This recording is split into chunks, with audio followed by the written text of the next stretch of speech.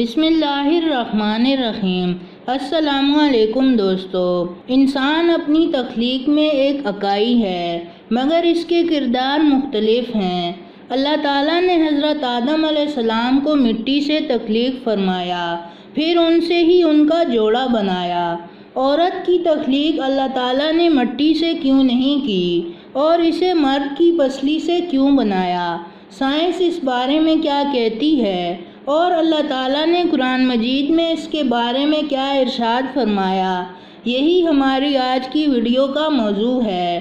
اس video کو آخر تک ضرور دیکھیے گا۔ اللہ تعالیٰ سورۃ الحجر کی آیت نمبر 26 میں ارشاد فرماتا ہے کہ یقیناً ہم نے انسان کو کالی اور سڑی ہوئی کھنکھناتی مٹی سے پیدا کیا۔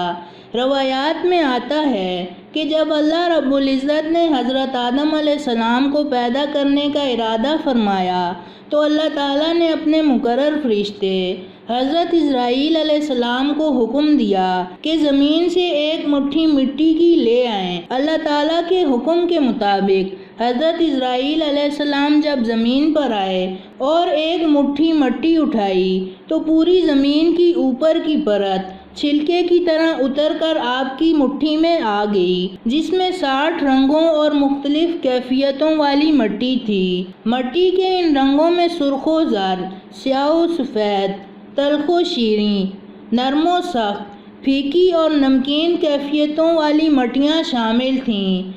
جب اس مٹی سے حضرت آدم علیہ السلام کی تخلیق ہو گئی تو کچھ عرصے بعد اللہ رب العزت نے حضرت آدم علیہ السلام کی بائیں پسلی سے ایک عورت کو پیدا کیا جس کا نام حضرت حوا علیہ السلام رکھا۔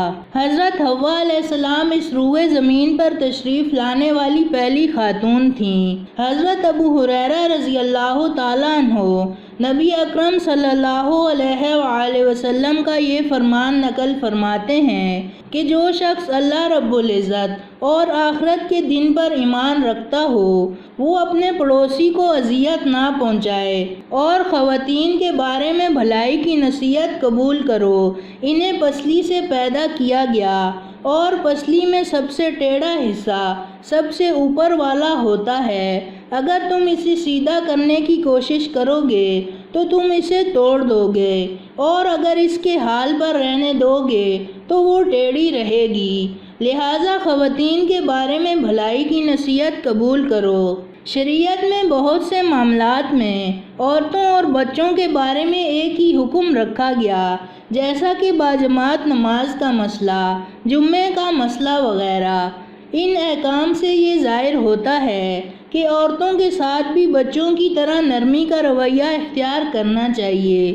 اللہ تعالیٰ قرآن مجید کی سورۃ النساء کی آیت نمبر 24 میں ارشاد فرماتا ہے کہ مرد عورتوں پر نگہبان ہیں۔ عورت کی مختلف ضروریات اور اس کی حفاظت اور دیگر کئی معاملات میں مرد کو عورت پر تسلط حاصل ہے اور یہ اللہ تعالیٰ نے خود فرمایا ہے، یعنی مرد بادشاہ اور عورت رعایا ہے، اس لیے مرد کی اطاعت عورت پر لازم قرار دی گئی ہے۔ اس سے یہ بات بھی ظاہر ہوتی ہے کہ میاں بیوی کے ایک جیسے حقوق نہیں ہیں، بلکہ مرد کے حقوق عورت سے زیادہ ہیں، اور ایسا ہونا عورت پر ظلم یا انصافی نہیں بلکہ حکمت اور انصاف کے تقاضے کے مطابق ہے۔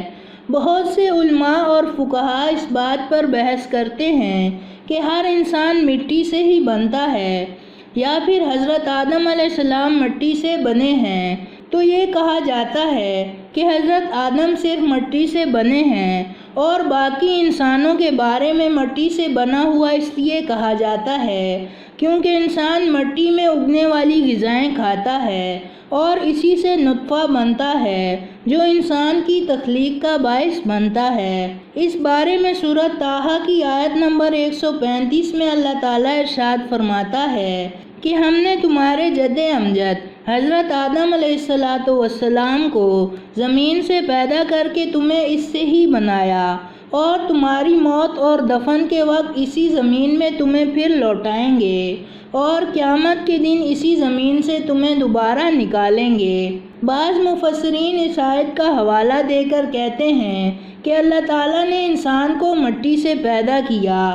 اسی طرح بعض علماء کے مطابق عورت کو مرد کی پسلی سے بنا کر اللہ تعالیٰ نے مرد کو اپنی اس حکمت کا اشارہ دیا ہے کہ میں نے عورت کی تخلیق فرشتوں کی لائی ہوئی مٹی سے نہیں بلکہ انسان کی پسلی سے کی۔ میں نے اسے تمہارے جسم کے حصے سے اس لیے نکالا تاکہ عورت کا تقدس اور پردہ قائم رہے، یہاں تک کہ فرشتوں کو بھی خبر نہ رہے کہ زمین کے کس حصے سے لائی گئی مٹی سے عورت کی تخلیق ہوئی، یعنی فرشتوں سے بھی عورت کی بناوٹ کا پردہ قائم رکھا گیا۔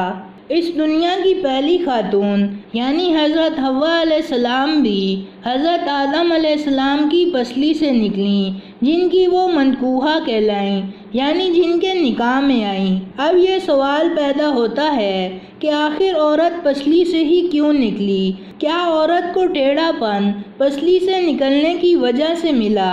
تو اس کا جواب نہیں ہے۔ یہاں بھی کوئی بات حکمت سے خالی نہیں ہے۔ انسانی جسم میں دل اور بہت سے نازک حصے پسلی کے پیچھے چھپے ہوئے ہیں، یعنی عورت کو پسلی سے پیدا کرنا بھی اللہ تعالیٰ کی ایک حکمت تھی، یعنی عورت ایک ڈھال ہے۔ جس طرح پسلی انسانی جسم کے نازک حصوں کے لیے ڈھال ہے، اور عورت کو اللہ تعالیٰ نے پسلی سے نکال کر یہ نہیں بتایا کہ عورت میں ٹیڑھا پن ہے، بلکہ اس نے عورت کو انسان کی پسلی سے ہی تخلیق کر کے یہ بات سمجھا دی کہ عورت وقت پڑنے پر ڈھال بھی بن سکتی ہے۔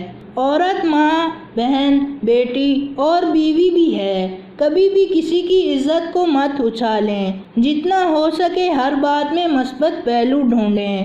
بعض لوگوں کا یہ کہنا ہے کہ ہر عورت اس مرد کی پسلی سے پیدا کی جاتی ہے جس سے اس کی شادی ہوتی ہے، تو آپ کو بتا دیں کہ علماء اور حدیث کے مطابق ایسی کوئی بات نہیں ہے اور اس بات میں کوئی حقیقت نہیں ہے، یہ سب من گھڑت باتیں ہیں۔ اسی طرح یہ کہا جاتا ہے کہ مرد کی پسلیوں کی تعداد کم ہوتی ہے کیونکہ مرد کی پسلی سے ہی عورت پیدا کی گئی ہے، تو یہ بات بھی من گھڑت ہے۔ کچھ لوگوں کا یہ یقین بالکل غلط ہے کہ مرد کی پسلیاں عورت کے مقابلے میں کم ہوتی ہیں، کیونکہ حضرت حوا علیہ السلام کی تخلیق حضرت آدم علیہ السلام کی ایک پسلی سے ہوئی تھی، اس لیے مردوں کی ایک پسلی عورتوں سے کم ہوتی ہے، لیکن یہ سچ نہیں ہے۔ میڈیکل سائنس کے مطابق زیادہ تر لوگوں کے پاس پسلیوں کے 12 سیٹ ہوتے ہیں، یعنی 24 پسلیاں ہوتی ہیں، چاہے وہ مرد ہوں یا عورت، لہٰذا عورت اور مرد کی پسلیوں کی تعداد برابر ہوتی ہے۔ اگر کوئی شخص میڈیکلی انفٹ ہو تو اس کی پسلیوں کی تعداد کم یا زیادہ ہو سکتی ہے، لیکن عام طور پر انسان کی پسلیوں کے 12 سیٹ ہوتے ہیں، یعنی 24 پسلیاں ہوتی ہیں، اور عورت اور مرد کی پسلیوں کی تعداد برابر ہوتی ہے۔ یہ صحیح حدیث ہے کہ رسول اللہ صلی اللہ علیہ وآلہ وسلم نے فرمایا کہ عورت کو مرد کی پسلی سے پیدا کیا گیا، یعنی اس کا یہ مطلب نہیں کہ عورت اور مرد میں پسلیوں کی تعداد برابر نہیں ہوتی، بلکہ اس کا مطلب حضرت حوا علیہ السلام کی حضرت آدم علیہ السلام کی پسلی سے تخلیق ہے۔ تو دوستو، یہ تھی ہماری آج کی ویڈیو۔ پسند آنے کی صورت میں لائک کریں اور اپنے دوستوں کے ساتھ شیئر کریں، اور مزید ایسی ویڈیوز دیکھنے کے لیے ہمارا چینل سبسکرائب کرتے ہوئے ساتھ موجود گھنٹی کا بٹن بھی دبا دیں۔ شکریہ۔